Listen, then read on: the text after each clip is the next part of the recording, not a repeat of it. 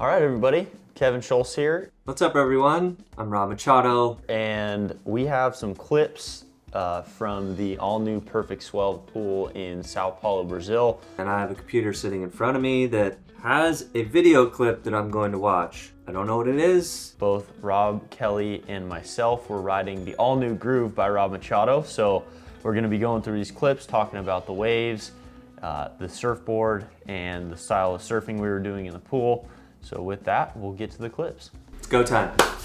Push and play. Boom. We're in a city. The guy's flying down the line and boom! He does like a 25-foot air. That's Rob Kelly riding a Groove. Wow. 47 different angles. This is insane.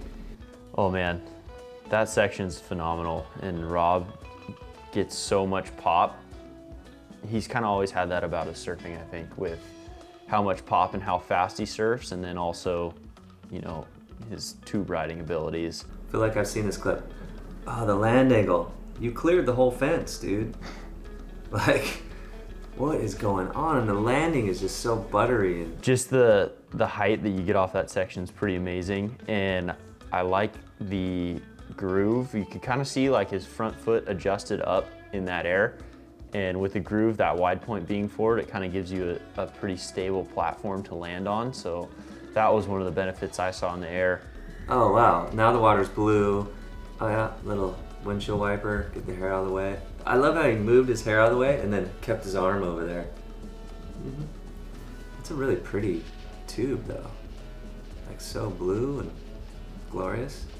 It's cool to see that wave pools just keep expanding their horizons. This pool here is a bit bigger than the one in Waco, and this wave that Rob's riding right here, it's kind of a two-barrel style wave, and it just runs forever. And the first couple waves in the morning are just beautiful and glassy and blue, and you can see how clear that thing was.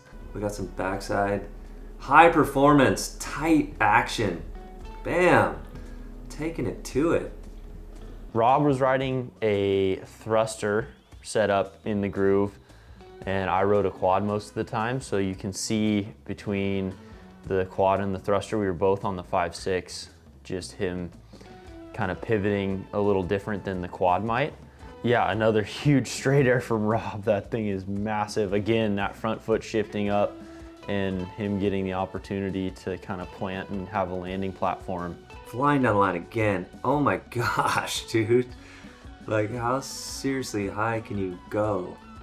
That air section is unbelievable. You think if I went there with Rob Kelly, would he teach me how to do that? All right, Kevin Schulz. There's the board, fin setup. I was riding the quad set Machado Groove, and Rob was on the thruster. This is really cool to see that my surfboard does this on rights, because I've never done that. I thought about it. I imagined myself doing this, but Kevin is just living out my dreams, my wildest dreams. You can actually see the pivot point of this board change a little bit when you're on a thruster versus a quad. The quad, I felt like I had a ton of projection off the bottom, which allowed me to kind of set up and speed jam the top. Whereas a thruster, it allows you to pivot a little more off the top. So just kind of depends what you're looking for. Oh, party wave, let's go. You do the first air section, I'll do the second one. Awesome to see here. Rob and I did a little tag team. Rob greased the front side, indie grab, and then I think I did a slob on this end section. Pretty insane being able to get to surf a double air section wave with one of your best friends. Backside? Holy guacamole, that was insane. So this is the all new McFly air section. The amount of height I was getting was something I'd never felt really before on a section. So it took a few goes getting used to. I was actually bouncing back and forth between the Groove and the Machadocado. This straight air, that was a Machadocado. Boom! Huge straight air. And then this flip right here, a couple attempts before I greased this one. I hadn't really been trying big airs like that for a long time. So to go travel to Brazil for 2 days and know that I was gonna hit probably the biggest air section I've seen was it was almost daunting because I hadn't been doing this kind of surfing in a long time. And yeah, eventually stuck it after a few tries, and that smile on my face there is just as much of a surprise because I hadn't done that stuff in a long time after I've been working a lot. So it's good to get back in the swing of things and remind myself I can do some pretty big airs still, and yeah, hopefully get back in the mix in the air show events here soon. I think the biggest thing I took away from the board was the simplicity of riding it. It gives you a really stable platform. It paddles super well. I kind of bounced between the 5.4 and the 5.6 and ended up liking the 5.6 just for the volume purposes of what I was used to.